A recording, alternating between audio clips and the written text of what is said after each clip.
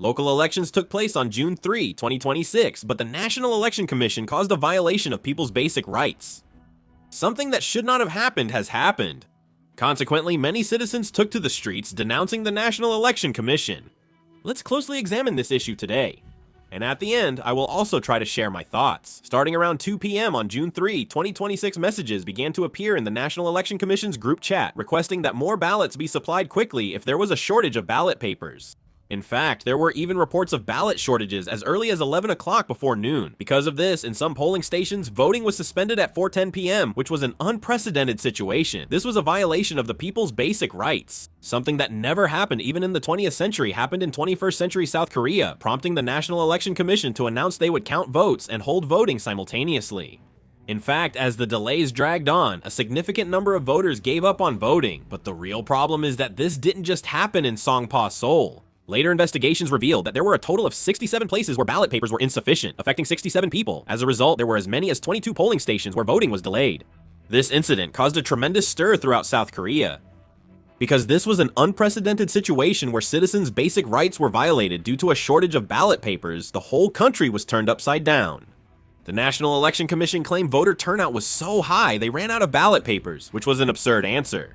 It was later revealed that the National Election Commission's claim of preparing ballot papers for about 50% of voters was false, and at Jamsil Sevendong No. 2 polling station, the number was below the 50% stated by the commission. It was revealed that only 49.3% of the necessary ballot papers had been prepared. The National Election Commission received a budget from each local government saying they would produce ballot papers amounting to 1.1 times the total number of voters, but in reality, they printed even fewer ballot papers. This is a very serious problem. The foundation of democracy has been undermined. After this, angry citizens poured out into the streets everywhere. In particular, Seoul Olympic Park became the main hub for this protest. The protest that started on June 5th is still ongoing. Citizens are coming to the site day and night, and as time goes by, the number of participants is increasing. Initially, the protest was reported to have around 6,000 to 7,000 people, but its scale gradually expanded. Later, estimates suggested that the number grew to about 24,000 and then to 32,000 participants. Some participants and online groups claim over 50,000 people have gathered at the site. Although there are differing opinions about the exact numbers, many people agree that the number of participants is increasing rapidly. The atmosphere at the site is also drawing a lot of attention. Participants waved South Korean flags and handwritten signs chanting for a re-election. The crowd included families, young adults, and middle-aged people. Some citizens brought mats and portable chairs to participate in the rally for a long time, and around the site, participants were seen sharing necessary items with each other. During the early stages of the rally, there were also moves to guard against the involvement of political circles or famous figures. Political YouTuber John Han Gil tried to lead the crowd with a loudspeaker, but some participants protested. Kim Min-soo, a People Power Party Supreme Council member, suggested moving toward the Blue House, but the idea lacked support from those present. These scenes show that the rally participants were trying to focus on the common goal of demanding a re-election, rather than rallying around a specific political force or individual. Another key point is citizens' voluntary support. Citizens from all over the country who support the rally are sending drinks, snacks, delivered food, power banks, and bottled water, and at the site, people are seen sharing tasks. Participants were also seen trying to maintain order themselves. There were several cases where they collected trash themselves or secured walkways, cooperating to keep things orderly. In particular, it is noteworthy that there were no intense clashes with the police. Some citizens were even seen applauding or greeting the police and thanking them for their hard work whenever the officers changed shifts. As these scenes spread online, interest and support for the rally are growing even more. Consequently, more citizens are visiting the site, and interest is rising in how large the rally will get. However, there are certainly some concerning aspects as well. The biggest existential crisis currently facing the Olympic Park rally is the lack of a central figure. Historically, all rallies tend to lose momentum over time. This is because the participating citizens are ordinary individuals with their own jobs and livelihoods. If there's no clear leadership, the rally will eventually fade away. Plus, the World Cup is coming soon, and the rainy season is coming too. It's easy to lose momentum in these situations, as shown by the 2011 Occupy Wall Street protest in the US.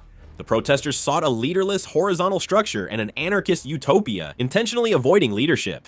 As a result, even though many people gathered, they couldn't come together to establish clear demands.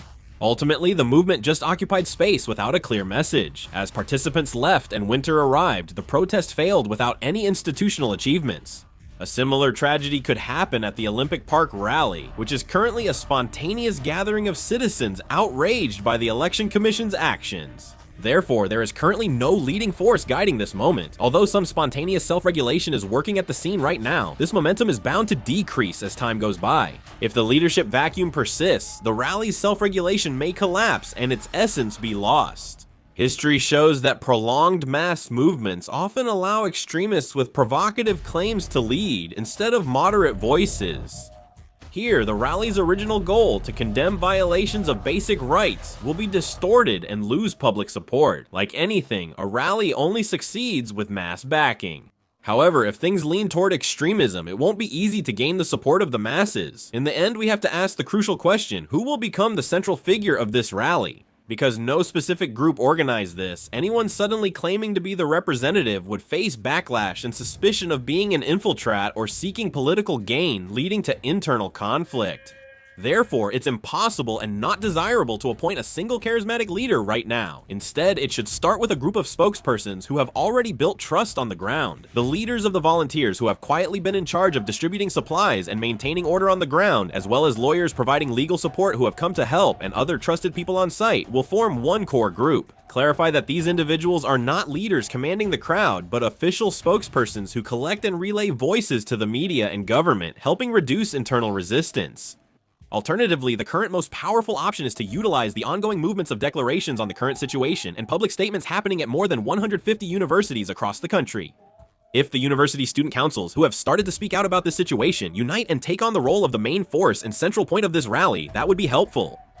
If student councils, with their morality and organizational skills lead, they can keep the rally pure and develop ideal leadership to negotiate with the establishment. Once the delegation is formed, we can begin addressing the issues people are concerned about one by one. This rally is centered on a re-election slogan, but if we form an official delegation, we can formally propose various policy demands to the government, including election commission reforms.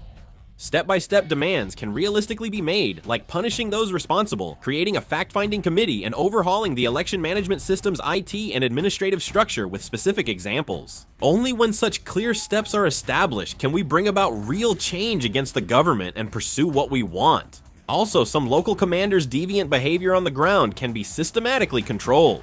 Most rally participants are peacefully and rightfully expressing themselves, but the unlawful actions of a small minority are harming the overall cause. Some people think it's okay because it's just a minority. However, if extremists commit illegal acts and these are spread again through the media, it may lose public support. There is also a strong possibility that some people may intentionally and maliciously spread only those parts to distort the essence of this rally. In this society, some groups feel uneasy about the rally and seek to brand it as extremist and violent by any means. Meanwhile, some are secretly trying to turn this rally into a hardline conspiracy theory group for personal or political gain. The essence of this legitimate public sentiment, which condemns the incompetence and administrative disaster of the National Election Commission and the undeniable fact that the people's sacred basic rights have been violated, must not be shaken by any external pressure. That's why a trustworthy delegation is crucial to the rally's survival. Once the delegation is launched, it can set an internal code of conduct and, with volunteer support, justify sanctioning any on-site misconduct. By officially excluding external agitators or violent individuals, it can serve as a shield to protect the purity of the rally. By elevating the self-policing efforts that used to rely solely on the goodwill of spontaneous crowds into a systematic framework, we can maintain the moral high ground of the rally until the end. Now is the time when we need a central organizing force to maintain public support and achieve institutional success. Ultimately, this is what I want to say. I don't want the rally we're holding now to end in vain. Above all, I'm saying that we shouldn't let this end in just one place like Olympic Park, but instead create a central organizing force to break free from the limitations of space. And I want to say that we shouldn't stop at the limited space of Olympic Park, but expand it across the whole country.